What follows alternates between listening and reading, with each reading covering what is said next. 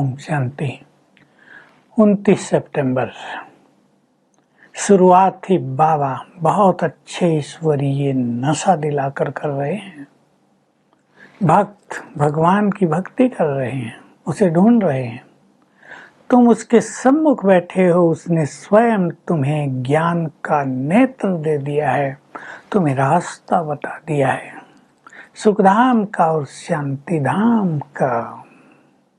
तुम भक्ति करते करते नीचे उतरते आ रहे हो। भक्त भटक रहे हैं तीर्थों पर, मंदिरों में, दूर दूर पहाड़ों पर, और तुम बाप से योग लगाकर अपने विक्रम विनाश कर रहे हो।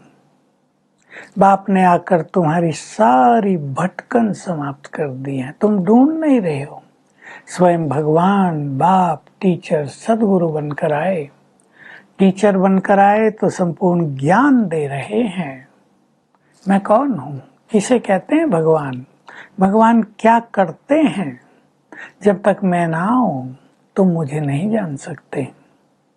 ये सत्य बात है ना। दुनिया में तो कितनी मतें हैं भगवान के लिए। तुम बिन बिन मार्गों पर चलकर दुर्गति में उतरते आए। दुर्गति को कहा जाएगा दुख की गति, और सुखधाम सुख की गति।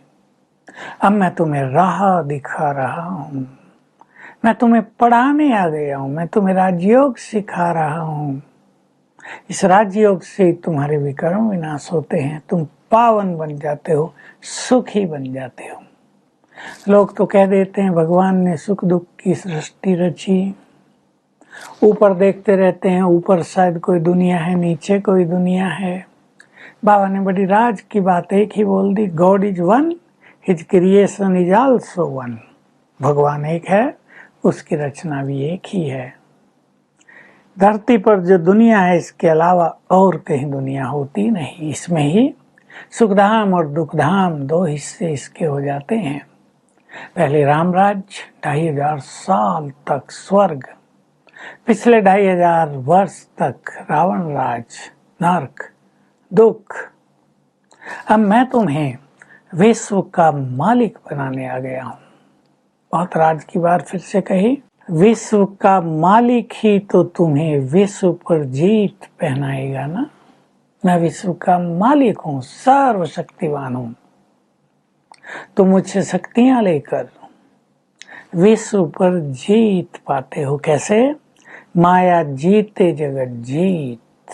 मैंने तुम्हें बार बार समझाया है बच्चे, ये काम ही महाशत्रु है। तुम्हारी लड़ाई इन 5 विकारों से है, और कोई देवासुर संग्राम नहीं है। ये तुम्हारे अंदर चलने वाला इन आसुरी वृत्तियों से युद्ध है। तुम इस पे विजय पाते हो श्रीमत पर चलकर और सर्वशक्तिवान से योग लगाकर। ये काम थोड़ी मेहनत का है, कठिन नहीं है, पर समय अवश्य लगता है। आत्मा अब हिंसक बन गई है, उसको अहिंसक बनाना है। तो तुम्हें क्रोध भी नहीं करना है, क्रोध भी तो एक हिंसा है ना। तो मैं सुखधाम रचने आ गया हूँ, तुम्हें स्वर्ग का मालिक बनाने के लिए आ गया हूँ। अब तुम मेरे द्वारा मेरे को जान गए हो, तुम्हारी भटकन समाप्त हो गई है, तुम्हारी खोज समाप्त हो गई है। मैंने आकर ये रुद्र गीता ज्ञान यज्ञ रचा है। ये रुद्र यज्ञ है, ये कृष्ण यज्ञ नहीं है। शिव यज्ञ भी इसको नहीं कहते, भले ही शिव और रुद्र एक का ही नाम है, पर नाम रुद्र यज्ञ। इसमें ही सारे संसार की आहुति पड़नी है। यज्ञ में आहुति डालते ना, कुंड बनाते हैं। ये संसार ही इस यज्ञ का बड़ा कुंड बन गया है। इसमें सब की आहुति पड़ जाएगी। तुम्हारे योग बल से ही ये विनाश ज्वाला भी प्रकट होती है। बहुत बड़ा राज है ये। महाभारत लड़ाई तो दिखाई दे रही है, एक दूसरे को धमकी देते रहते हैं, तुमने ऐसा किया तो हम उड़ा देंगे बम से।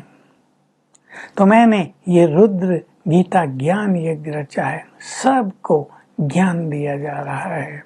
इसमें कोई सामग्री स्वाहा नहीं होती, 5 विकार तुम इसमें स्वाहा कर देते हो। ये ज्ञान है, ज्ञान से तुम्हें राह मिल रही है। तुमने योग सीख लिया है, मेरे से बुद्धि योग कैसे लगाओ। कई बच्चे भाषण बहुत अच्छा करते हैं, बाबा खुश होते हैं, लेकिन बाबा ये भी पूछते हैं, जानना चाहते हैं बच्चे योग कितना है, क्योंकि अकेला अगर भाषण केवल अच्छा होगा, योग अच्छा नहीं होगा, तो तुम्हारी वाणी से तीर नहीं लगेगा। बाबा बहुत अच्छी बात सिखा रहे हैं।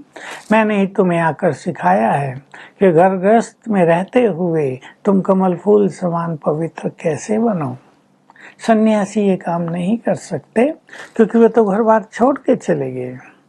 वे घर बार में रहते नहीं, इसलिए उन्हें ये पता नहीं है कि घर गृहस्थ में रहते हुए कमल फूल समान कैसे बना जा सकता है।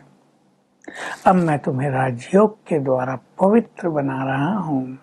थोड़ी सी मेहनत है, अपने से प्रतिज्ञा करो। मेहनत तो करनी चाहिए, विश्व की राजाई मिल रही है तो मेहनत क्यों नहीं करेंगे।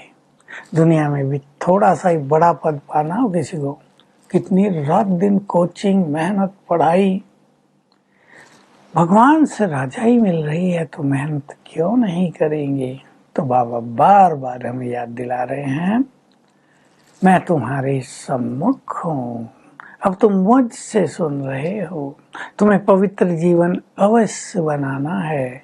काम क्रोध पर विजय पाने से तुम जगत जीत बन जाओगे, बाबा के दिल तख्त को जीतने वाले बन जाओगे और तुम्हें विश्व की राजाई मिल जाएगी। तो हमें सोचना है, इतनी बड़ी प्राप्ति के लिए क्या हम सच्चे दिल से मेहनत कर रहे हैं। विचार कर लें सभी, मेहनत हो रही है या अलबेलेपन में समय गुजर रहा है। क्योंकि योग की मेहनत नहीं करेंगे तो इन विषय विकारों को भी जीत नहीं पाएंगे। इन पर हमारी जीत होगी तब जब हमारे अंदर योग बल होगा। वरदान है, विश्व परिवर्तन के कार्य में अपनी अंगुली देने वाले महान सुनिर्माण भव। बाबा ने एक बहुत अच्छा उदाहरण दिया, पहले तो याद दिलाया, तुम अपने इस कार्य के महत्व को समझो, कितना बड़ा कार्य है और तुम भगवान का कार्य कर रहे हो तो तुम भी कितने महान हो।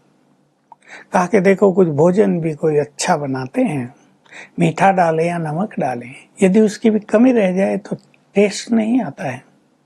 स्थापना के कार्य में हर व्यक्ति का संपूर्ण महत्व है, इसलिए किसी को भी रिजेक्ट नहीं करना है, सबको अपना सहयोगी बनाना है। ऐसे तुम महान बनेंगे और निर्माण बनेंगे तो स्थापना का कार्य तेजी से पूर्ण होगा। स्लोगन है, अपनी नेचर को इजी बना लो तो सब कार्य इजी हो जाएंगे। कितनी सुंदर जीवन जीने की कला है। तो आज का हमारा अभ्यास चलेगा, हम इस नशे में रहेंगे। भगवान ने हमें सच्ची राह दिखाई है, भटकने समाप्त कर दी है, स्वयं राजयोग सिखाया है और अभ्यास करेंगे। मैं शिव शक्ति हूँ और सर्वशक्तिमान, मेरे सिर के ऊपर छत्र छाया है। हर घंटे में एक बार भी किया जा सकता है, बिल्कुल सहज अभ्यास है और अपने नेचर को इजी अवश्य बनाना है। Om Shanti. To watch Peace of Mind channel videos on YouTube, subscribe us on youtube.com/tvpeaceofmind. Just a click for a peaceful life.